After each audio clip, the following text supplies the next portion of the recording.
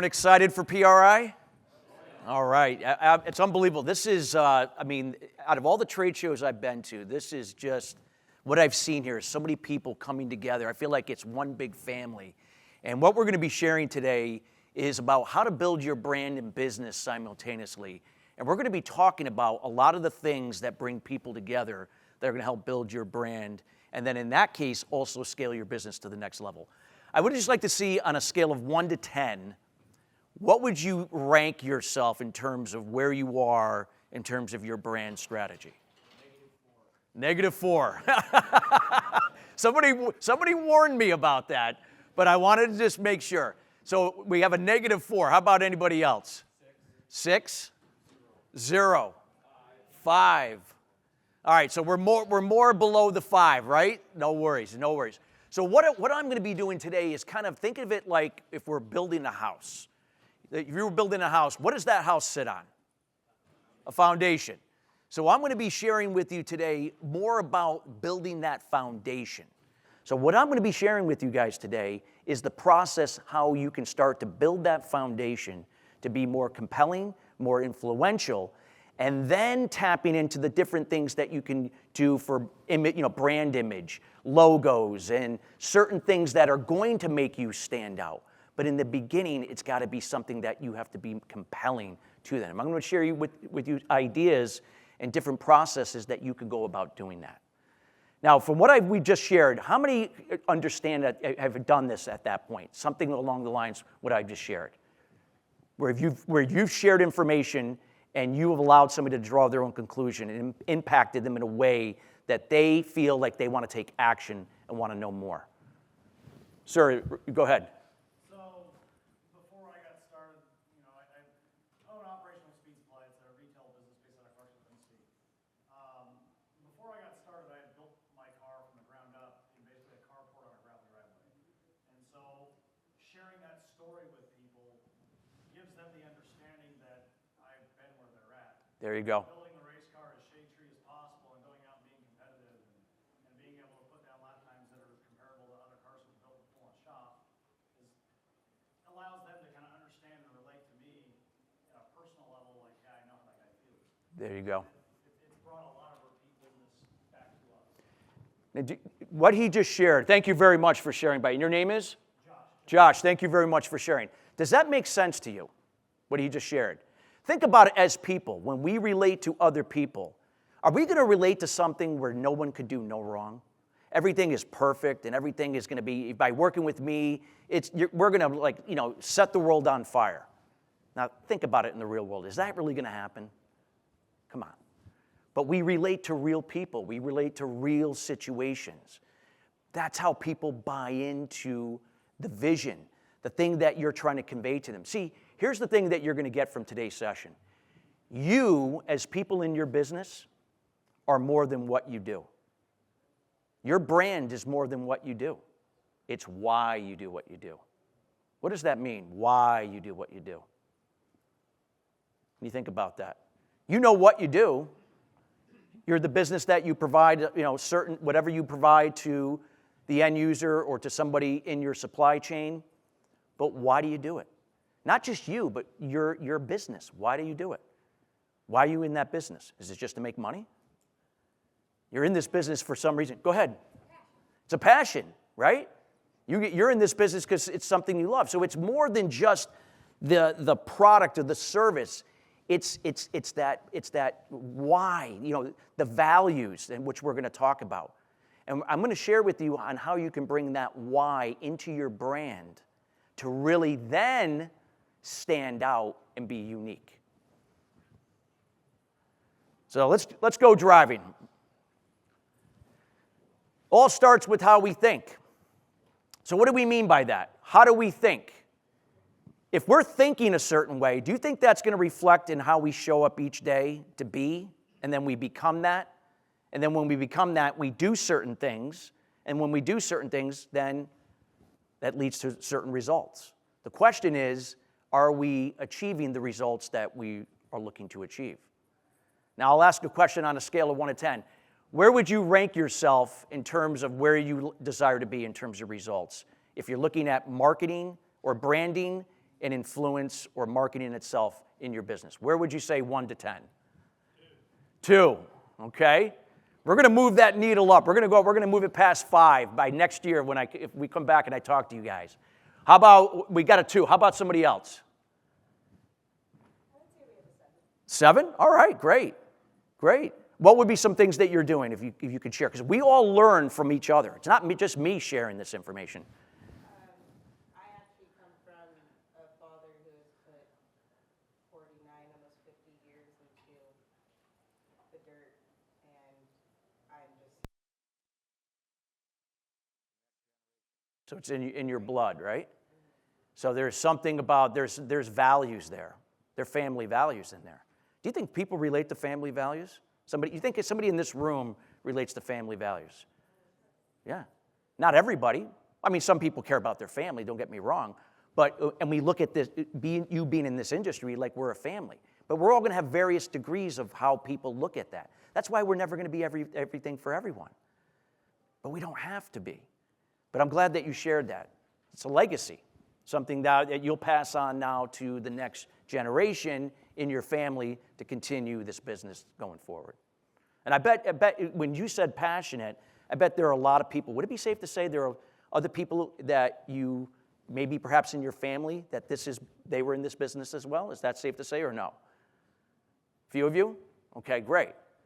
All right, so let's talk about why thinking is so important to be.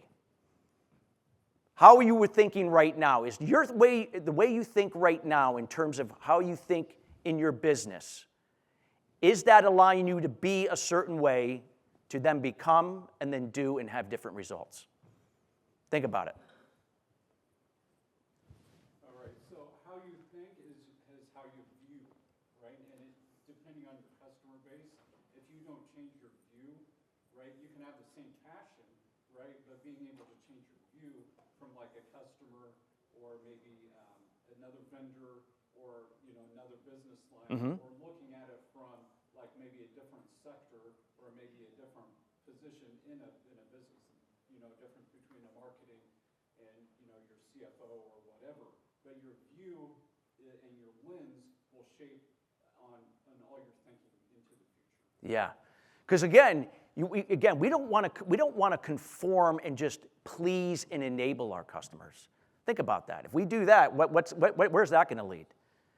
What's that word? That big E word that a lot of times we get frustrated about when it doesn't go our way.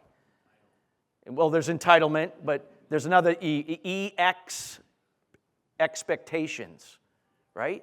So if we are constantly trying to cater to people's expectations, they're going to raise the bar.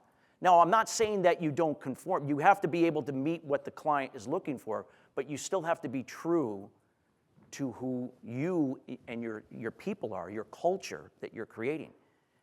Again, you're not here to change anybody. You're not here to convince somebody. You're here to empower them by sharing not only what you do and what you provide and how you can help them, but why. Because it's the why that's going to drive the what, but it's also got to start with how we think.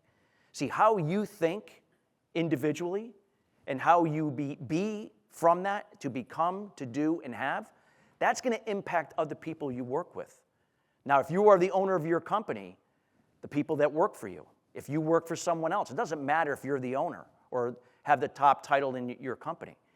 It just matters that you as a person are being the example of that. Because it's like with anything, things are contagious. If people start to see that people are thinking in a different way that not only benefits them, but it can benefit other people, do you think that's going to impact people to maybe look at themselves, to maybe think that maybe I should be thinking differently? Go ahead. I've always thought that businesses don't grow, people do. There you go. You actually said the business grows as a byproduct of the people. Yes. Was anybody part of the breakfast thing this morning, the kickoff from 7 to 9? Where you heard Roger Penske talking about what is the most important thing to move a business forward. Does anybody remember what he said? Your people. Human capital. People. But see, in order for to develop the people, it's got to start with you. See, we can't change anyone. I can't change you. I can't change you. I can't change you. I can be up here sharing, and perhaps something I say today might impact you in a way to go into yourself to see, does that resonate with me, that I can maybe look to make a change within myself that could impact why and what I'm doing in my business to project our brand and business in a different way. That can happen. But that means that you made that decision, not you. So it's empowering the people that you serve, which starts with the people that you work with, then the customers that you serve. And I'm going to share with you some examples with some companies that do that and why their business is doing well, why their business was even doing well during COVID versus ones that were not. It's not because, and they could be in the same industry, but why are they ahead of somebody else? Thinking is powerful when it comes to branding. And a lot of times we take it for granted. So again, we're talking about the foundation. So what can be ways that we can be thinking better? If we think better, what is that going to lead to? Number one, if we're thinking in a more clear way, what does that mean? More ideas. More action, efficiency, productivity, better choices. It's clarity. When we have clarity, what's a result of clarity? What would follow after clarity? There's strategy and direction, and that requires what we call focus. Because if we're scattered and we're all in these different directions, getting pulled in different directions, is that really going to serve our business? It's the businesses that stay in their lane, that are focused each and every day the way they think. Let me give you a little inside secret to this and how you can do this as a team. Now, I'm a big sports fan. We're here in Indianapolis, the Colts here. And, the Colts, when they're on the field, they're going to be in a huddle, right? They're going to go into a huddle to call a play. How many of you in your business, regardless of size, have a huddle? What do I mean by that? Bill? I have a meeting with my staff every morning. Everybody hears the same thing at the same time. It's a trick I picked up from Rudy Giuliani reading his book. Beautiful. He had a staff meeting every morning. Everybody got to talk. Everybody gets to listen. Everybody hears it. There's no way you can misunderstand it. So it wasn't a meeting just to have a meeting, because a lot of times has anybody had experiences where you go to meetings and you feel like this was the biggest waste of time ever, right? And that's a lot of times what we get out of that. But it doesn't have to be that way. It can be what we call like a huddle, where it could be 10 minutes, 15 minutes, just to make sure that we are on the same page. Does that mean everyone's going to be thinking the same way 100% verbatim? No.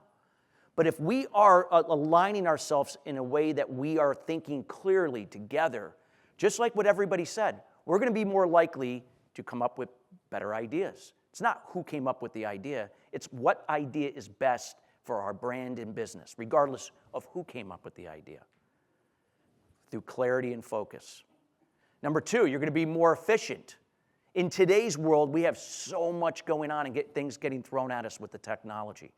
There is so much information, it's overwhelming. We have to be able to be clear and focused in order to decipher what information that we take to move our business forward. Otherwise, we're going to have that self-induced ADD that is going to take us off track. Great brands and great business they know how to stay in their lane, and they know how to be clear and focused and make decisions. Does that mean that all those decisions are going to be right? No. Is it okay to make mistakes? Yeah. But if we repeat them over and over, that's a different situation. But we learn from mistakes. Failure or mistakes are part of the process to build a successful business, to sustain a business, to build a successful brand.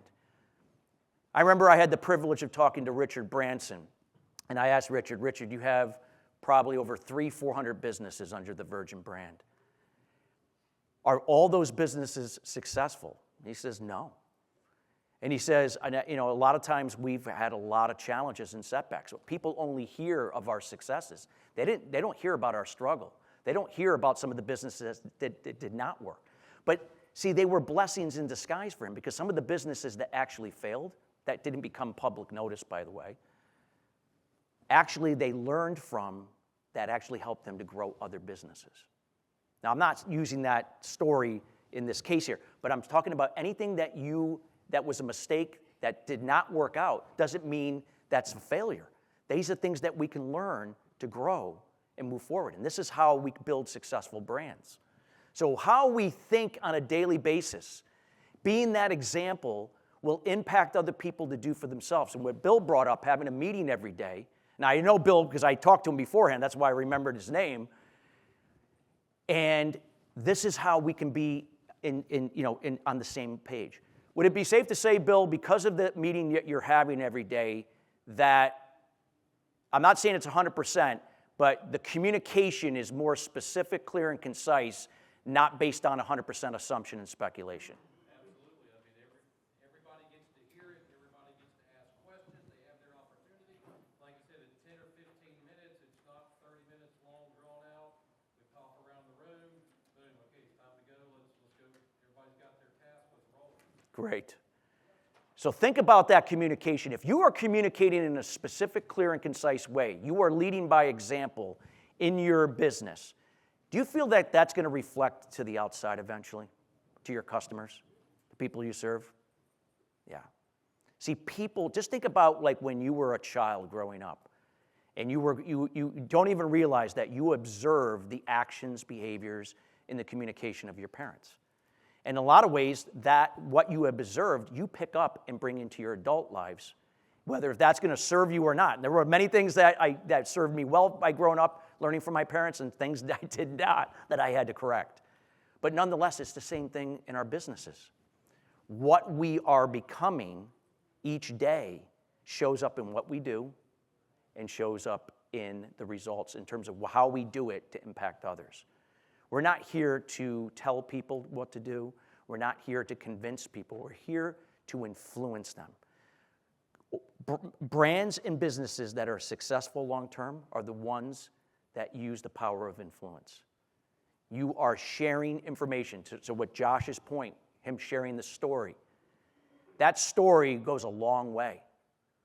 Now, how could he share that story? He shared it with you guys right here today. He might have shared that maybe at an event that maybe he spoke at one day. Maybe he shared it on a podcast. Maybe he shared it in a mastermind group, within your industry. Whatever. You think that's going to impact somebody in that room? At least one person on some level? Yeah.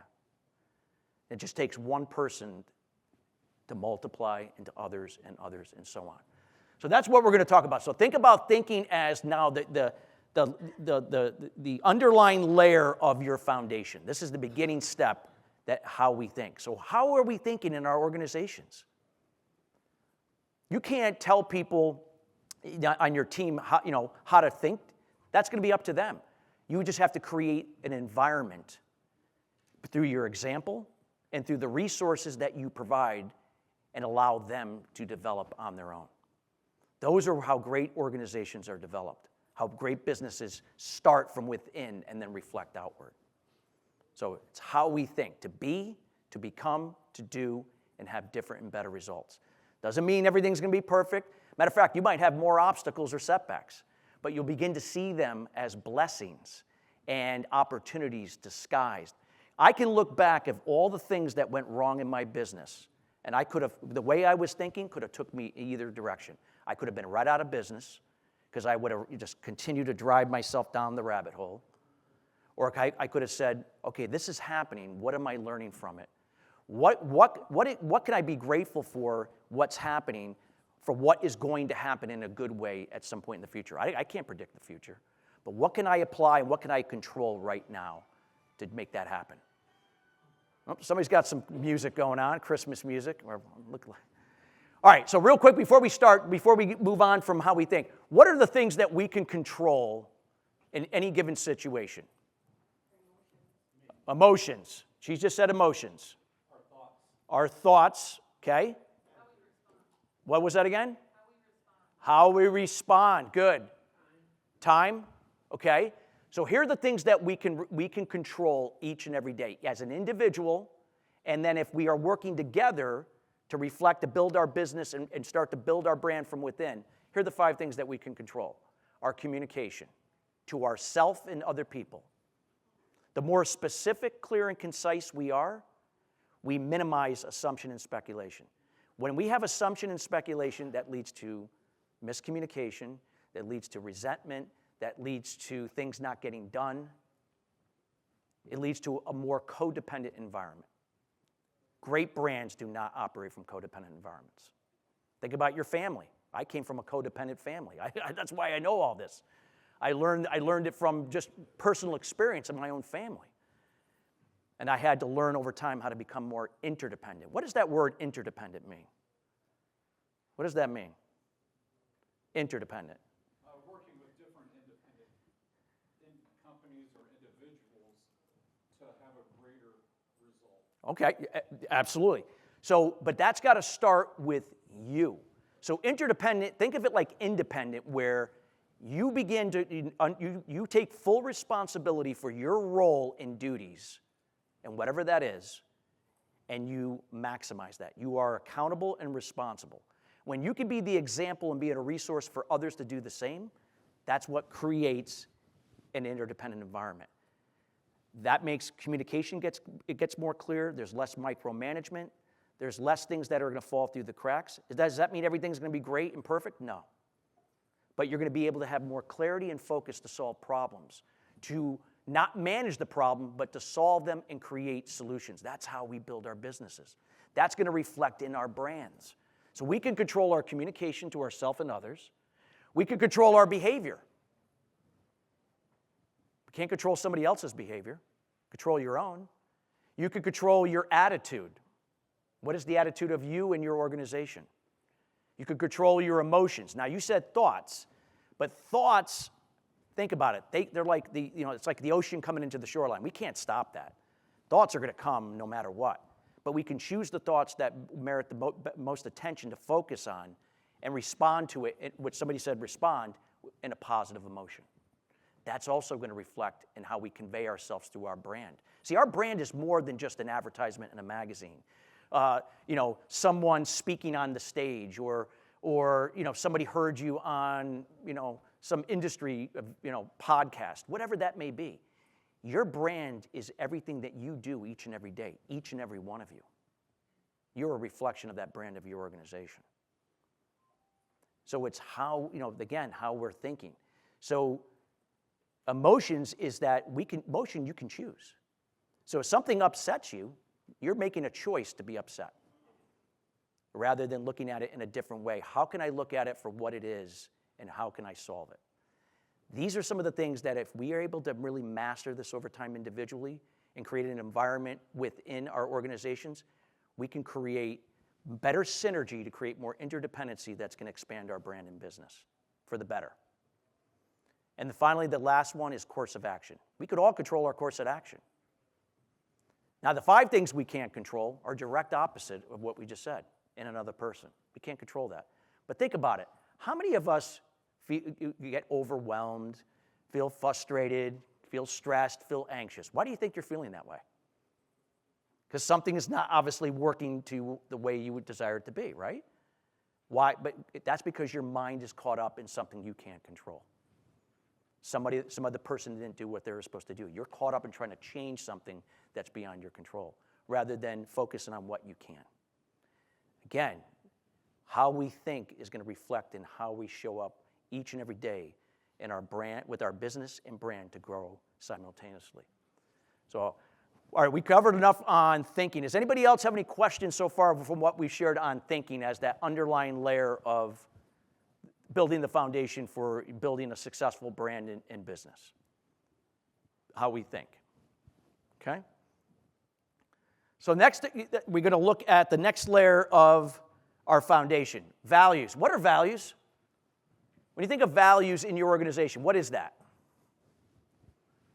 Why would that be important in a brand? Okay, what's important to you? Okay. So what would be some example of some values? Quality. Honesty. Integrity. Absolutely. That integrity. Here's my 3 values that signify who I am are transparency, honesty, and integrity. Just like Josh shared about the story, a personal story where there could have been some setbacks, challenges. That's transparent. That this person isn't perfect and ideal like how they project it in their brand. They're a real person. They're a real business. They have their challenges. People relate to that, not to what everything is perfect. That's the things that separate great brands from average brands. We're being real. So again, it doesn't mean you have to be transparent by any way. But what I'm saying is, understand what your values are. Does that mean that the values that are true to you are everybody else that are on your team, or the clients that you serve, the customers you serve? You think they're going to have the same values? No. But can we connect on shared values? Yeah. There could be some synergy there. So if somebody values being ethical, somebody values being trustworthy, somebody values family. Now, family doesn't mean your own family. It can mean just, hey, I love being in this room because everyone's in my industry. That's important to them. Them being involved in their industry. It's like family. But you think that those values can relate to my values of being transparent, honest, and integrity? We can relate to that. But again, there are going to be people who have values that are going to contrast my values. And that doesn't mean that they're a bad person, nor me, but that doesn't mean probably we're not going to be doing business together. And that's okay. We're not going to be everything for everyone. So the key is the brands that really understand their values. Your own values and as a business. But here's the trick here. Just because you have values doesn't mean that because you have them that everything is going to make it better. You have to become that, just like we talked about thinking. I know several organizations that will have their values listed on a wall somewhere when you walk in. Hey, these are the values that we live by. And then I'll spend a week there, and I'm going, I don't see any of these values being demonstrated whatsoever, at all. It's very common. I go in, and that's what I do. I go in a lot of times and help them to fix that. Because they're checking a box off. See, checking a box is not going to move your business and brand forward. What's going to move it forward is taking those values and actually being them, becoming them, doing it every day, and not just every day when you're working, but every day when you're not working, in your personal life. When I talk about transparency, honesty, integrity, that's not just me in my business. That's every day, as a father, as a husband, as a member in my community, a member in anything. It's how we show up. This is what impacts other people to do the same. This is what creates a winning team. This is why when you have certain teams that win on a consistent basis, is because they understand their value system. They communicate very specific, clear, and concise. They think in a different way. And their brand and their businesses are sustainable. They win. That doesn't mean they win every time and they lose, but for the most part, they come out ahead more often than lose. Think about it like a sports team. I always like to use sports because everyone might understand what sports is. You look at some teams that have great talent, and yet they don't have winning seasons. They got 2 or 3 guys on that team who are some of the best talent in the league. Talent in itself is not going to win. Talent in itself is not going to build your brand. It's the discipline and the consistency with your foundation, the basics. Kobe Bryant always used to say, he would get up at 3 o'clock. He'd get up at 2:30 every morning and be on the basketball court at 3 o'clock. And he would be doing drills that you would do when you were in 3rd, 4th grade, when I learned how to play basketball. So why is Kobe Bryant, a player like that, doing the same drills that you'd be doing in 3rd and 4th grade? Dribbling, free throws. You can get better. Basics. You can never go wrong with the basics. It's your foundation. There you go. The pros just do the basics really well and better than the rest of us. There you go. They do it every day. Now, I'm not saying it's 7 days a week, but it's consistent almost every day. That's the key. This is where values is so important, and oftentimes we take it for granted because we get caught up in the image has got to look good, and I got to have this fancy logo, and we got to show them how great we are. No one really cares about that in the beginning until you've given them a reason why. That's not going to be sustainable because someone else is going to come in with a really slick-looking logo. They're going to do some kind of thing that's going to wow somebody more than you did, and now they stole your thunder. What's going to make that sustainable is, again, that relatability. Not only to you, but more importantly to them. How you make them feel. What is important to them? That's what keeps a customer doing business. How many of you ever been in a business, or maybe you're experiencing this right now, that you are always caught up in price? Oh, it's too expensive, and now you're lowering your price. Has anybody faced that? Or is that that's not an issue in your business? Or is it? Yeah. So think about it. Because now you're in the transaction business. And I don't know about you, but I got out of the transaction business over 20 years ago and never looked back. I don't play the transaction business anymore. My business, what Roger talked about today, Roger Penske, it's about human capital, it's about people, it's relationships. When you can forge through your brand and your business solid relationships, you're going to begin to see over time that all of a sudden price isn't as important as it was. Now, I'm not saying that you could still charge thousands and thousands of dollars more than the competition, and they're still going to stay. But within reason, they won't mind paying a little bit more because they believe in you, because they feel like you believe in them. But that had to come first. That had to come first. That trust, that credibility, quality, commitment. All of this stuff goes back to this, values. Go ahead.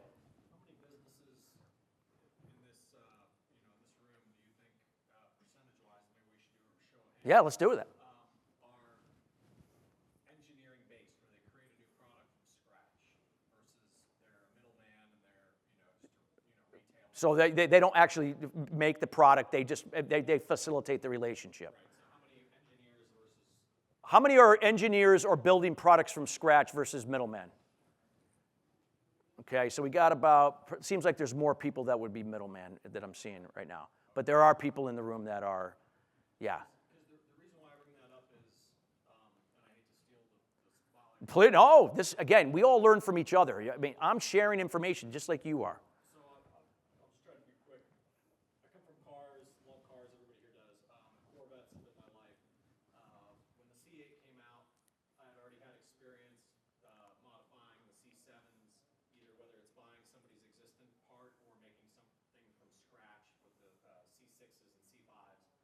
So when the C8 came out, the one thing that I wanted to do was I wanted to lose weight from the rear end of the car because I didn't like the weight distribution of it. And the diffuser, the underneath where it comes up, like the McLarens have those beautiful carbon fiber arches and the air comes up smooth. I really felt like Chevrolet dropped the ball on that. I liked everything else about the car except for the diffuser. And so what I've decided to do is I started a business out of nowhere. And to do the diffuser, first thing we had to do was we had to build a different exhaust. Yeah. And I'm just like a one-man show in the beginning. And then I worked my way to find, okay, who can build me a 10-pound titanium exhaust instead of the 80-pound, exhaust that comes OEM on the C8 Corvette. And then, okay, now once I get this exhaust done, now I'm going to be able to build the diffuser because the stock exhaust was actually in the way of those McLaren arches. Yeah. So I only bring this up not because what you're saying isn't true at all. Everything that you're saying is true. But I feel like my step ones for a foundation, it was all that kind of stuff. It wasn't really any of this yet because it's just me. It's just you, but here's the thing. You have a great idea. You have a great idea. And there's a lot of people that have great ideas. Matter of fact, you guys have an idea that you're working on. You have an idea. But the thing is, people are busy. Are they going to listen to your idea? The only way they're going to listen to your idea is till you give them a reason why.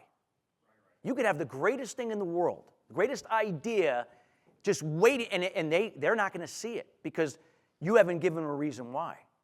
So it's got to be more that you're not connecting just with what you can do to revolutionize and change this.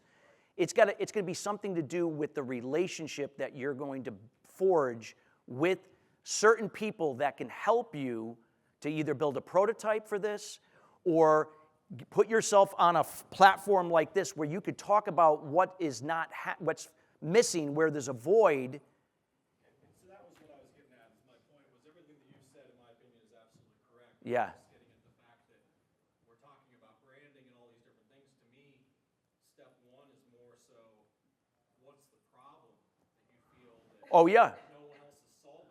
Well, that in itself, that's a different thing because we're talking about branding in business. But you are right. That you got to be able. If you're developing a business plan, I work with startup companies where we develop business. It's got to start with the problem that you're going to help them to solve. You're not going to solve it for them. You're going to help them solve it for themselves.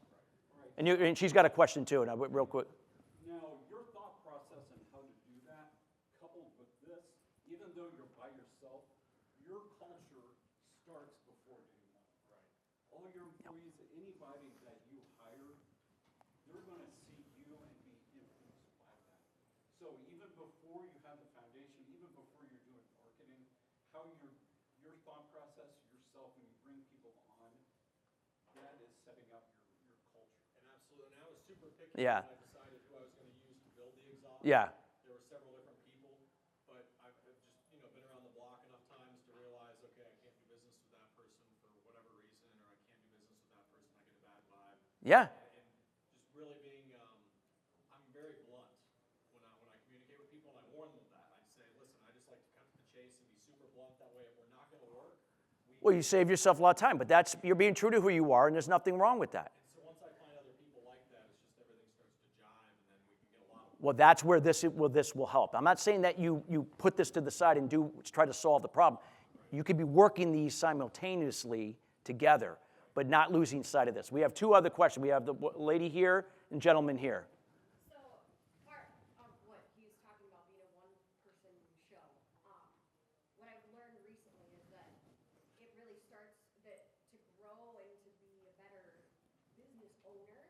It starts with that thinking that you don't have to do everything. There, yeah. And so it's pushing that envelope of in my head, as I owned my own business, I was making all the product, I was doing all the marketing, I was doing all the web, I was doing all this because I felt like I was the only one that knew how I wanted to do it. Yeah. So part of that growth and that moving forward piece is letting someone else take the reins on things. Absolutely. Well, just like what Bill was talking about his meeting. I mean, if Bill had a meeting and everyone's sharing, and Bill's just like, okay, good, thanks for everybody, and he just did what he's going to do and disregard, negate what everyone, is that going to build a winning culture? No. But he lets his team participate. That whatever idea is best, what the team unanimously decides on, that's what they're going to go with. If it doesn't work, well, we tried and we move on and we learn and grow and we try something else. Go ahead, sir. Thank you for sharing, by the way. I've had a chance to work with a lot of small businesses to help them get things rolling. And a lot of people get confused between the product and the business, because the product is a business. Yeah. How even what you do, the service is a business. And as we know, a lot of small businesses, they're really good at whatever they do. Yes. They make a great product, they do a great thing, but the business never gets off the ground. And it's a shame, because you lose out on something that Absolutely. So his product is amazing. So what you're saying is the business side, which is the crucial piece. Absolutely. You could have the greatest product, the greatest service, but if you're not doing certain things like this, no one's ever going to know because you haven't given them a reason why. And sometimes it has nothing to do with what you're doing in the beginning. Yes, sir. Should your values change over time? The reason I ask is because the business I work for right now, they're shifting from a smaller mom and pop business, to truck shop, to we just bought an old factory that's now huge. We're talking 2 football fields size, and we're hiring on more people, and it's shifting way. I'd say that again, I'm not here to tell you what to do. I'm here to share. You get to decide. But would it be safe to say that those small, that mom and pop type, values have been successful up to the point where now you're looking to grow, right? It's not losing those values. It's just now finding different ways, different processes and systems now to expand that. Not deviating from those values, because that's what those values have really built a footprint for you wherever you started. And now it's kind of like, think of like, this is not in your industry, but you think of like Chick-fil-A. Why do you think Chick-fil-A has been so successful? What was that again? There's their pleasure. But then again, there's those values. Again, I mean, I take the religious thing out of it, where they're closed on Sundays to observe the holiday, to observe Sunday for church and all that. It's the values. It's how they develop their people, how they develop these kids to become future leaders. It's not making chicken sandwiches. Wait, their chicken sandwiches are that phenomenal, that's why people go there? No. There are other places that have, well, maybe so-called have better chicken sandwiches. But it's again, their environment. They built a brand based upon the inside out. Honesty doesn't change whether you have 2 employees or 1,000. Exactly. So I would say to answer that question, I leave that up to you, is to stick to those values. Just expand your systems, delegate and find ways that you can multiply now and be able to manage more with more people, but staying true to those values. All right, go ahead, sir. Would you say you may not get rid of them, but you may add new values as you grow? So Yeah. if you're based upon, say, honesty, integrity, everything there, but now you grow, you may be adding other values. Absolutely. If that is true to where you were evolving to, absolutely. But if you're just adding it to check off a box, but there are a lot of people that the businesses, that's what they do because they feel like, oh, I got to have values. We got to display them. But if you're not living it, you're not creating an environment that executes that each and every day, subconsciously it comes out in the wash with your clients, with your customers. They pick up on it. And I don't know about you, like I said, all of you are in the relationship business. What you do is secondary. That's what's going to separate you among other things. Unless you have some product that is so unique and they can't get it anywhere else, and you're not selling Q-tips, right? Where people could care less if they buy X, Y, Z or this, they're just going to buy Q-tips. This is about relationships. This is an industry built upon a family. I get that feeling when I'm in here. It's like a family. Ma'am, you had a question.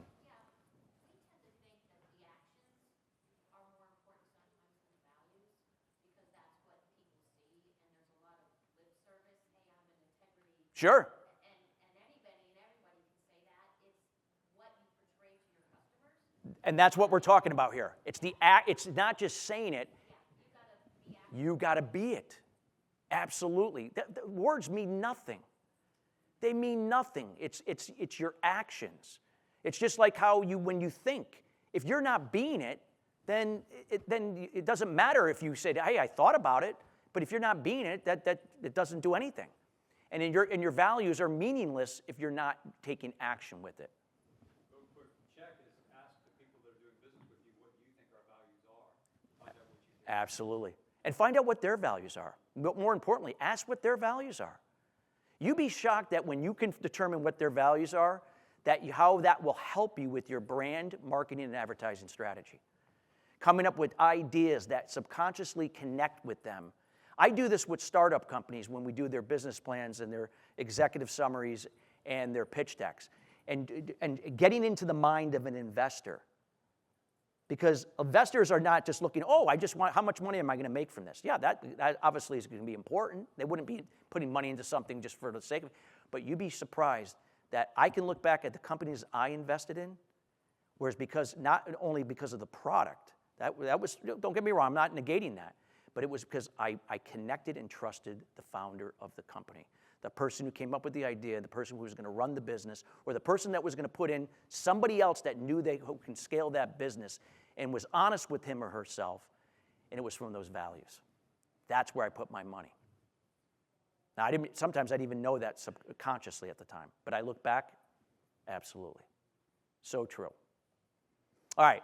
For time's sake, I want to keep everything on track, so we're going to move along. Thank you for everyone participating, by the way. Again, this is how we all learn from one another. So these are some common core values for businesses. Again, this doesn't mean every business is like that, but again, this is just, every one of you gave some ideas of what your values are. But one thing I would recommend is get honest with yourself.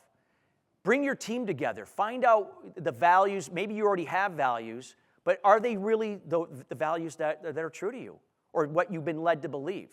Now, I'll give you another interesting point. For the first 30 years of my life, I operated from my father's core values. And they weren't my values. And then I wondered why I was miserable, why I was cranky, why I was always pointing the finger at everyone else, why, my businesses were constantly struggling. Just because somebody else's values work for them doesn't mean it's going to work for you. Be true to your values. You. So here's an example of some core values of a company, Keystone, company that's in this industry. Now, again, you see some of these values here. They list this on their website. I looked at it. But then I began to look at and really see, does this company really execute on this? Now, are they going to be 100%? No one's going to be 100%. But it's how you're showing up as an organization. When we look at commitment, is that commitment just from a business sense? What about the commitment to your community? What about the commitment to your industry? People could be committed to their customers, but are they committed to their industry? Are they committed to the communities where they have business? Are they committed to charities? If they say that they have integrity or they're giving or whatever that is, but if they're not involved in certain things, then why are you saying that? It's the organizations, just what you said, ma'am, that they're taking the action, that people see this directly related to their business and indirect. There are many things that you could be doing in your business that have nothing to do with what you do that could be helping you move your brand and business forward by doing things from values that are indirect.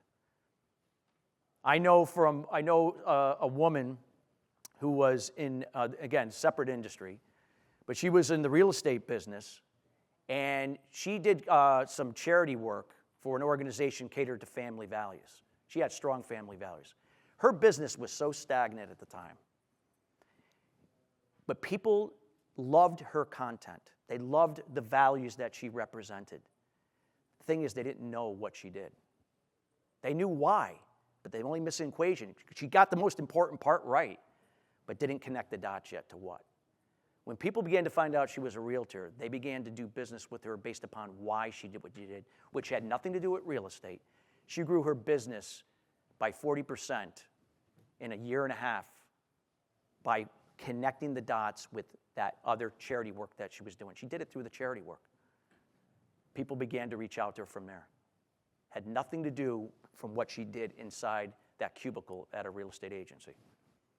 Had to do when she was contributing, doing the other stuff. Now, I'm not saying that's going to happen, in your situation. I'm just giving that as an example. But just to plant a seed, to begin to think that you are more than what your product is, what your service is, and in your case, that you may have had the greatest idea to help revolutionize something in this industry, but no one's going to know about it until you give them a reason why. And then when you connect with the right people, and the right people that can help to facilitate that, that's what's going to make a difference. That's what's going to get you out there, where then you can brand that idea. So, one thing, values, I think, start with self-awareness. Yes. One thing is, you can state your values, you might even believe that they're your values, but if you're stating your values are quality, but you're driven by the bottom line, Yes. then they don't align. And that all starts with being aware of yourself. I think it's a good idea to talk to your customers and stakeholders. Absolutely. He had a great idea. Absolutely. I know for me, when I work with somebody, I always determine what their values are, because I want to see if it's going to be a fit. And if it's not, I'll say very honestly, I don't think that that I'll probably be the right person for what you're trying to accomplish. But I do know somebody that I feel will, and if you're okay, I'll make a referral for you, if that's okay. Because I'm doing it from integrity. I'm doing the right thing. I'm not here just because I want to add another business to my bottom line. Could I still help them? Sure. But am I really going to help them to a level that someone else can do a better job based upon that connection with No. Because it all comes back anyway. I'm a firm believer when you operate from values, what you give away, it comes back somewhere else. You got to trust. It's called trusting the process. Same thing in business. And you reflect that in your brand, I've seen it over and over, the brands that understand it and execute every day. It works. It's trusting that process, controlling what you can, letting go of what you can't. Again, I put Salesforce in there. We're not going to do that. But let's look at your values. Again, we're not going to have time to go through this whole act. This would be if we had a full-day workshop. But write down right now, or even in your phone, what would be a couple core values that would represent your business? And do it from your perspective, too.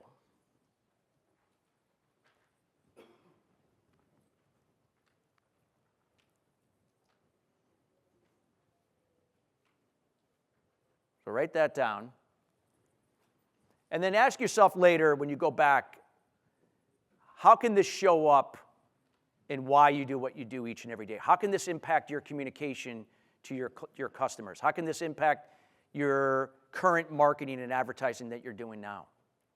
How can this show up? You don't have to go out and say, hey, we come from integrity, or we're focused on quality. You don't even have to even sometimes mention the words.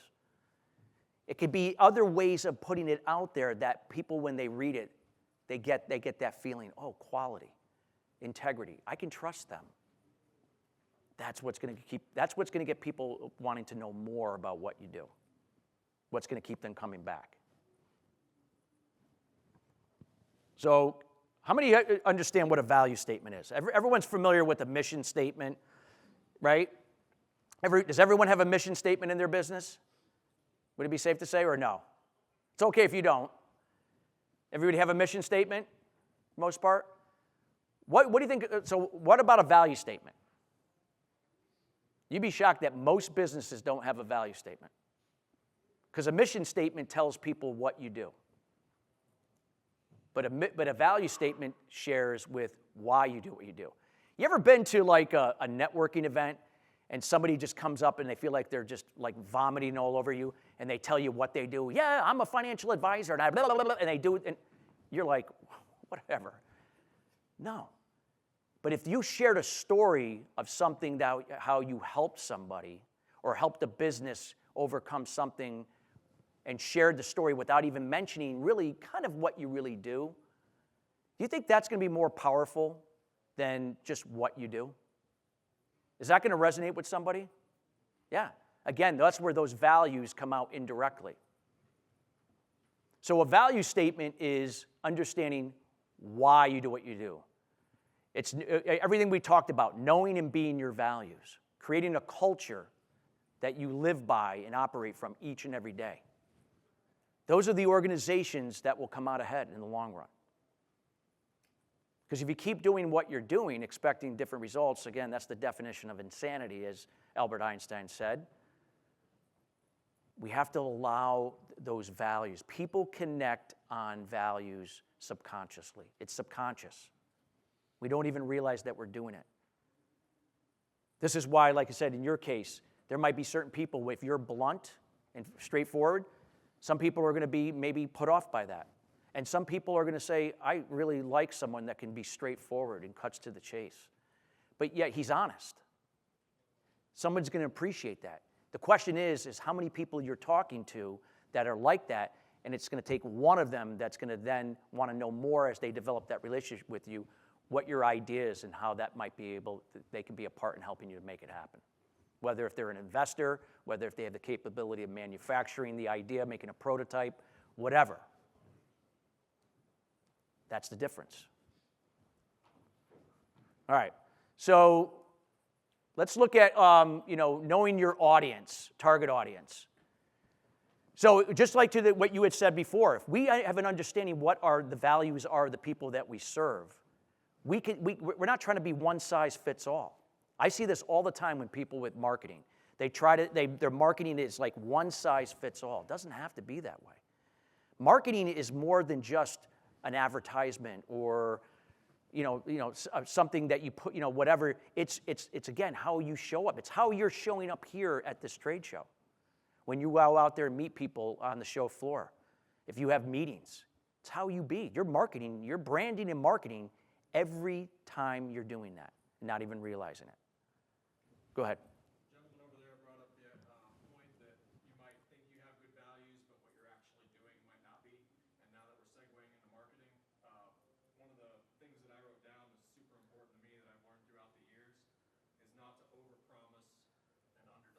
There you go. Because that makes it to where you are a liar. That makes it to where you are, deceiving people or Well, that's the perception. That's codependent because you're saying yes. You're going to say yes to oh, yeah, we can do that. Right. We can do that. And that goes back to why I tell people up front, I'm blunt, a lot of, it's human nature that you want to ask people, okay, as we work into a deal, I want you to do this, this, and this. And a lot of people are like, oh, yeah, I'll do that. I'll take care of Yeah. that. And they're not going to do it. Exactly. And so now it's like, okay, let's call a spade a spade. That's a lie. You just told me a lie. And so when I get around people that, oh yeah, I'll do that. Yeah, no problem. Da, da, da, da. I know in the back of my mind, BS. When you get around somebody when you say, okay, can you do this? And they say, I can't do that. Here's why.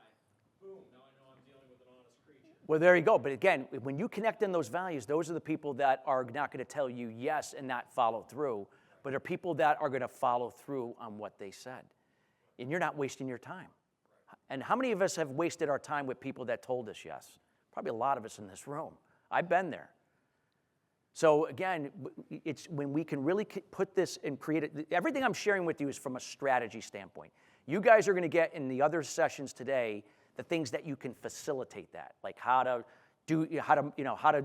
set up your website, how to make changes on your website, your social media, how to do things, create certain, do I advertise here? You're going to get that all later. That's not what I'm sharing here. I'm sharing the foundation that's going to set the stage for everything else that's going to allow you to facilitate that later.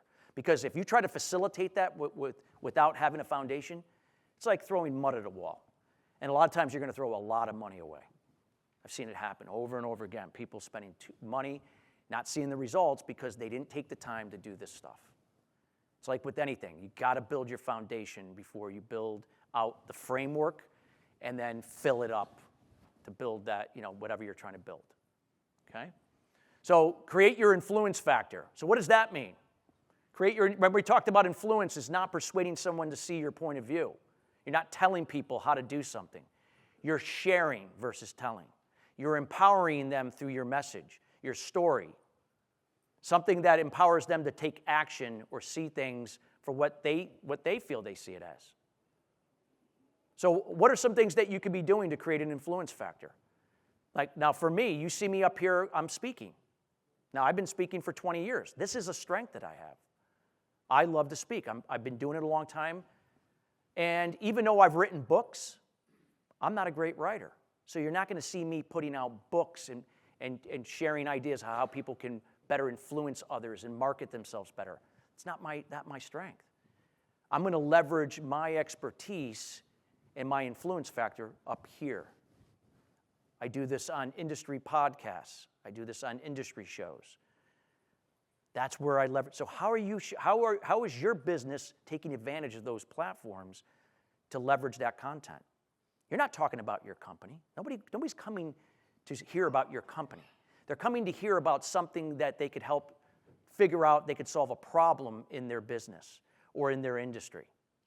And you're the person that is giving information that might spark an idea and help them to see that for themselves. Do you think that once that you connect with them on that level, that a light bulb's going to go off and they figure out, just like I gave you the real estate example, that, what you do might be able to help me. You think they're going to be more interested in what you do now to help them? Yeah. And that's going to build now a foundation for a relationship that can grow and become more. Because when that person does their part to have a better experience with your product and service, what's going to happen when somebody does their part in taking advantage of your product and service as a result of everything we talked about, and they have a great experience? What are they going to do? They're going to share and refer people. Now, we all know that referrals are the best. That's how we build businesses.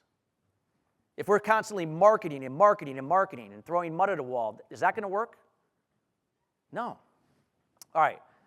So, what makes your business compelling? Go ahead.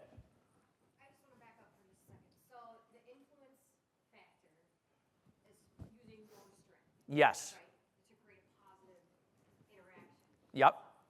So would the same be true that if you aren't using something that is a strength, that you could then You could. It depends. Yeah, but I mean, but again, if you're leveraging a strength that you're able to share information and it comes off in a really positive way, you're more likely not to do that. Like for me, even though I've written books and I've done well, I wrote an international best-selling book, but I'm not a good writer. That's not my strength. If I kept putting out books to connect with my audience to help them, it's probably not going to be a good use of my time. I'm not really helping them. I'm helping people more when I'm up here.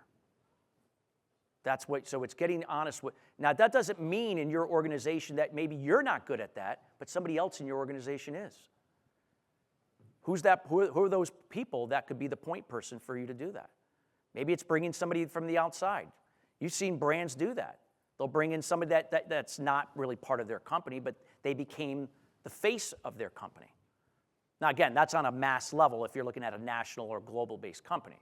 But you could still do this even with a small business in your industry. Again, coming from those values. So what makes your business compelling is really, really important. It's not about what you do. It's about the problems that you're helping to help them solve. But to his point, you're not promising, yeah, we'll solve your problems. Because if you don't, because what you're setting yourself up is you're setting yourself up for a codependent relationship. Oh, I don't have to do anything. Your product and service will do everything and solve all my problems. What are the chances of that happening? No. They have to do their part. The way for them to do their part is by influencing them to be part of their own success through your product and service. But that connection through everything else has to be the thing that gets that going. Okay, we'll move forward because I know we're coming up towards time here. So these are some steps that you could prepare a value statement. What I'm going to do is I'm going to leave my contact information here at the conclusion, and I am happy to send everybody a workbook that will help you to do this. Complimentary. If you send me an email, I will send you this thing which will show you how to prepare a value statement that you could add to your business. I don't care if you're just starting out, you've been in business for 15 years, you've been in business for 50. Doesn't matter. This will help you. So the key is that, again, you got to determine your value. Your values and then the value that you're going to be giving out each day, each week, each month, each quarter that you're connecting with your clients. How are you doing that? Is there things, are there different forums that you're part of where people interact and share information? Are you showing up there and contributing, sharing information? That's marketing. A lot of times people don't think that's not marketing. Sure it is. Because if you're not there, somebody else in your segment is. And if they're getting more of a share of the market, that could be why. Again, it's leveraging, to your point, leveraging the people, their strengths and weaknesses in your business. If you have 5 people in your company, you have 50 or 100. Finding the people, what do they do best? Are these people being utilized in a way that they could be marketing you in a way that could be setting yourself up ahead of other people in your segment? They might even know that's even a strength. They're doing it in other ways, but if they were then to channel it in some other way, that could be helping you to market yourself even better, brand yourself in a better way. So the steps to preparing your value statement are going to really, again, without having the workbook with you guys, is that you're going to have to really determine your values, know your value. You're going to have to be able to really understand for the best you can, how people operate in their business.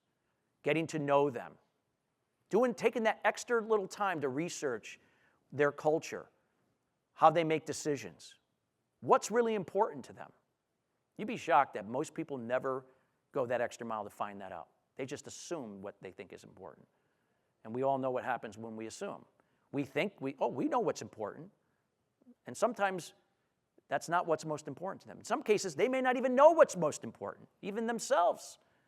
But if you are connecting with them, sharing information, You're allowing them to see really what is important to them. And when you can determine that, now you're able to close them in business. I call that enrollment, by the way.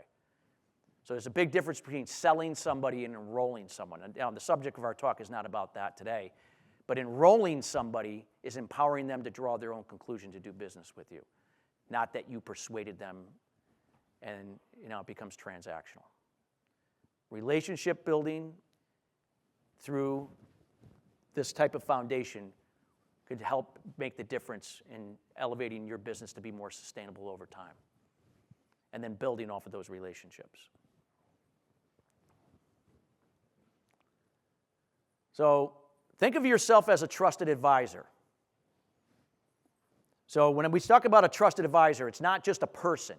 This could be your business. So think about if you looked at Roger Pinsky today, right? He runs several companies. Was Roger up there, if you were in that session, was Roger just toting about his company and what they do, all his businesses? No, he was talking about human capital. That's pretty much what he was focusing on. Values, people, family. Not little family, but family as people in this industry coming together. That's what he focused on. But those are the people that, Roger's got a great name, obviously. He's been doing it for years. But you think that was like that in the beginning? It took time for him to build that up to the success that he had.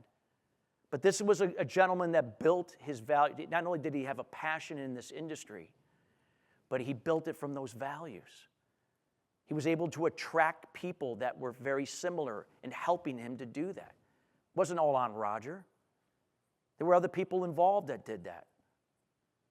They had similar values. And they created a culture that allowed that brand to develop from the inside out, outward. So as trusted advisors, you're out there doing more than what you do. What other things can you contribute to your industry? What are other things you can contribute to the communities where your businesses are located? For some of you, maybe you have more than one location. Maybe you have satellite offices or buildings or manufacturing facilities or whatever that may be. It's why are you doing what you're doing? Putting that out there, being more than just your product and service. This is what's going to help to sell your product and service. Trusted advisors, this is the secret that all companies or individuals understand as being a trusted advisor, is that ability to connect with another human being, connecting with people. One to one, one to few, and one to many. And we're going to discuss some of the platforms that you can do that. So before we start, who would be some of the trusted advisors in your industry? Who do you think? Again, that doesn't have to be somebody well-known. Anybody like to volunteer? Who would be somebody that you looked up to that is more than just what their product and service is or what their business is about? Your father. Can you give an example about your father, if you don't mind, more than just what he does and what impact he had in this industry with other people? He stuck to his core values so much that some would think he was very behind. Okay. Didn't take the opportunities that were there. But he has put a lot of favors in the favor bank. And it's believed that it's coming back around, and it has been coming back around. It's coming back around? But it was hard. Okay. It was many years. All right. Sometimes it happens, because sometimes we have to be able to execute on that, but maybe he didn't have that, and that's okay. We have to learn. So it's not just everything we talked about. We have to learn how to execute now on that to turn that into business. Now, that's a whole separate topic that I do, which I can't cover in an hour and a half. That's on enrollment. I don't use sales. I spent 25 years in sales. I know sales very, very well. But enrolling people in your business is much different than selling people into your business. Enrolling is through values. It's through sharing versus telling and persuading. It's about but knowing how to ask the right questions and then get those people to see what their true challenge is, what's really important to them, and then asking the question where they enroll themselves in your business. And then developing that and nurturing that through service that in time becomes a steady customer. And when they become a steady customer, they refer people. That's the key. So there's got to be an execution on the back end. But if he's just learning that, that's fine. But there's got to be both. There's definitely. But I'm glad that you shared that. Anybody else like to share real quick? I think it's important that you don't just focus on the people in your industry. No, oh, yeah. No, absolutely. For me, I have a lot of people that I look up to as business owners and Yeah. whatever. It may be that they're in real estate or they are selling whatever. Absolutely. I only did, absolutely. It does not have to be in your industry. If it's somebody else that you can model, not that you become them, don't adopt their values or become like, that doesn't mean you're going to be successful. But it's taking what you feel resonates with you and then adapting it to you and the culture that you have in your business, in your industry to make that happen. Use it as a benchmark. Use it as a guideline. Yeah, it doesn't have to be your industry. Absolutely. So here's an example of a trusted advisor. I guess a lot of people are familiar with this gentleman. And someone not only who's passionate in his business, growing up with, around this industry and having a passion for it, but again, that built a brand from his own set of values and developing a team. You think like he did this all, his brand was built just because of him? No. It was other people that were part of his team, people that worked with him in all different capacities. So this is the thing that, again, a trusted advisor is not something either as an individual or as a company that we do once in a while. We do it every day. It's how we show up in our business, how we show up in our communities, how we show up in our personal lives. Because nothing becomes consistent if we're not doing it all the time, right? If we just turn it on, it's like the person that projects themselves to be this, oh, they can do no wrong, and look how great they are. And then behind the scenes, they're doing completely the opposite. Their life is a mess. That all comes out in the wash. The more consistent that we are as trusted advisors, that's what connects people. This is what's going to position your organization to brand yourself to get more opportunities to perhaps speak at this event. Because you have something that can help somebody reshape their businesses. You might see something that can help people to do business in a different way, that they get to choose that. I'm up here sharing this from the outside perspective. I'm not just in this industry. I service other industries. But the fact that you're in this industry, you could be doing something, leveraging platforms that could be adding value as a trusted advisor. So let's take a look at that. Before we do that, I'm going to discuss the 5 I's of influence. So we have 5 I's. Insight. Insight means that you are on top of what's going on in your industry or whatever segment that you serve in your industry. You're up, not only do you know it, but you're applying it each and every day. See, knowledge is great, but if you're not applying it, that's all it is. It's knowledge. But the more that we are on top of what's going on and how we can share that information to help others is going to set yourself apart from other people. So if you're out there and you're quiet and you don't say anything, well, somebody else is going to do that. Now, if you're not that type of person, who in your organization is that can help you do that? Right? Or finding someone that from the outside that can do that for you. It doesn't have to be somebody that actually works for you. You could hire somebody or subcontract them. You see this all the time with major brands that do this on commercials, right? You don't have to be, so don't avoid it because that's not a strength of yours. Your message and why you're, just to your point, what you're doing, if nobody knows about it, then that's what's going to happen. Your idea is just going to go, it's great insight, but it's not being applied. It has to be out there. Initiative. Initiative is being proactive, not reactive. It's seeing what's trending in your industry. It's seeing where's the void, where are the challenges that you can solve. This is what great trusted advisors and brands and businesses are to do. They're not over-promising, to your point. They're not claiming that they can solve every problem or a certain problem in your industry. They're sharing that we have something that we believe can do something better. Now it's up to you to decide if you agree or not. We're not over-promising. Influence. Again, it's not about persuading someone to see your point of view or to tell them how to go about doing something. It's sharing, again, your story, something that they can relate to and understand, that they feel that you're talking to them, that allows them to draw their own conclusion, to take action, what that means to him or her, or to that company. Impact. Impact means that the consistency. We're not doing this once in a while, that we're doing it every day, directly and indirectly in our business. Directly with what you do and indirect why you do what you do. Both. And then, of course, doing it from integrity. Meaning that sometimes we got to be honest with ourselves. If we feel like there's somebody who might be better suited for that customer, that we do the right thing. Because I always say, when you give without expectation, you receive without resistance. It comes back. Write that down. Give without expectation. You do that from empathy and kindness, by the way. Don't do that from pleasing and enabling.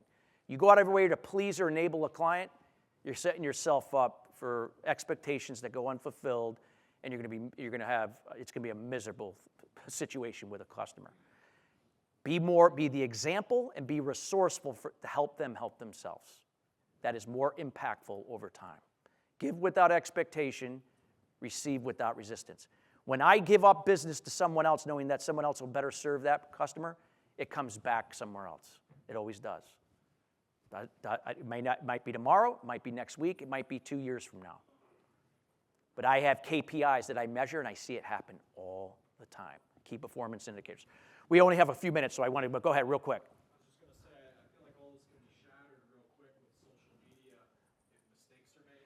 Yeah. And back to the overpromise, underdeliver thing, it can just be as far as, hey, we'll get that shipped out to you and you'll have it next Friday, and instead it takes 3 weeks. Takes 3 weeks, especially with the things that are going on with shipping and around, yeah. And that'll destroy a business because that person gets on there, and now when people look you up, they determine that all this is bad, you see. Yes. So you got to be careful, like, again, coming from those values, not getting involved in certain things that could set yourself up. Real quick, and we'll go, because we got 5 minutes. Answer on that one, that's always communication with customers. Yes. As long as you're communicating, hey, this is what's going on, this is where we're at. And you got to be very and you don't just assume that they got an email. You go back and ask them, is there anything I can clarify? Because you can't control what they're going to perceive. And you can't control tracking right now. Yeah. You can give them the tracking number, here you go, but you can't control Exactly. being delivered. Exactly. And you're not, again, you can only communicate and again, you're not there to please and enable them. So again, the more upfront you can be, the better off. Again, nothing is going to be ideal and perfect here. There's going to be situations that sometimes that people perceive it in a different way. But you do your best to kind of manage that. All right, so I got a few minutes, and I got to go over a few things. But here's some things that I'm going to leave it off on here. I had a few more slides, but because of time, we're not going to be able to finish. But this is really the most important thing. Find a way for your organization, regardless of size, to leverage your content. The more content that you are putting out there is going to elevate your brand and business to another level. Me and my own business, and now I do executive coaching. We do business consulting. But in my business, my content is out on LinkedIn every day. It's on other platforms as well. I speak on virtual industry events like this. If my content is always out there sharing. If somebody Googles something on brand or influence, or something on leadership, or something on communications, oh, there's Chris Salem. He spoke on that on this podcast. He spoke on that on this podcast. He spoke on that in this podcast. It's there. But I'm leveraging my strengths. Remember I said I'm not a writer. So you're not going to see a lot of blogs from me or a lot of articles.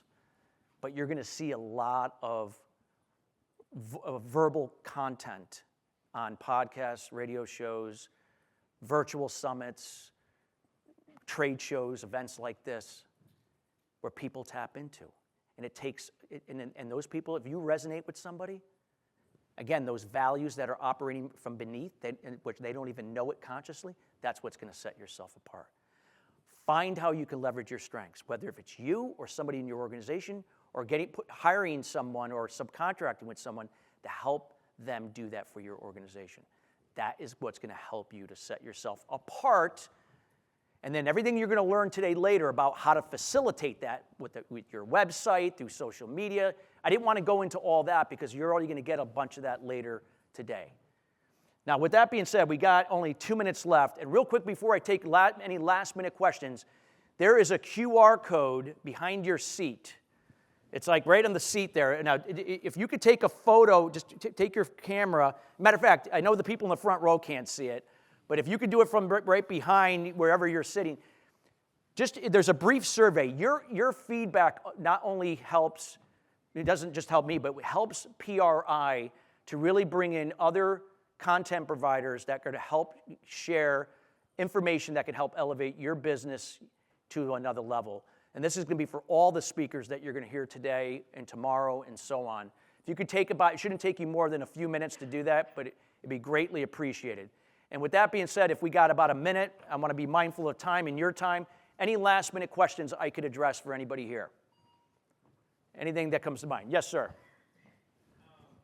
How do you handle when, let's say you have an employee who doesn't keep with your values?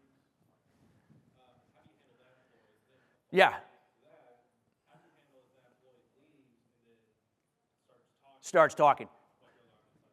So one of the things that you could do, you can't, again, control what somebody's going to do, but what you can do is, again, sit down that person and find out what's really important to them. You know, do they understand their role and duties? Maybe there's something that they don't understand, or maybe there's something they feel they're being underutilized. Again, that is a whole separate discussion I do on communication, on effective communication and building winning teams. I do that as well. I do that for a lot of organizations. But you got it. That comes down to the communication. You got to sit down with that person and make it not about what they're doing wrong. You make it about we. What can we do together to make this better? You do really well at this. Don't use that word but. Don't use that word however, because that negates what you just said. You do this really well. What can you and we together make to make this better in the organization? Now you're putting them on the offense, not on the defense. And you may find that they maybe had a resentment of something. Who knows? That now that they feel like, wow, you're really listening to me. You really understand me. See, again, those values. When people feel related to and understood on whatever level that is, they're more likely to open up and volunteer more information that you can determine what's getting in their way, what's holding them back, maybe perhaps in a situation like that. Now, if they leave and they start bad-mouthing, there's nothing you can do other than just, again, being true to the values, how your company operates. So if people see it, hey, I don't see their business that way. I've never had an experience like that. This guy just might be a disgruntled employee for whatever reason, and it's just going to go away anyway over time. But you don't get caught up in trying to control what you can't control. Just stick to what you can control each day individually and in your business from those values. Absolutely. Thank you, everybody. I appreciate it. If anybody has a question, you could come up here. I'll be happy to answer it for you.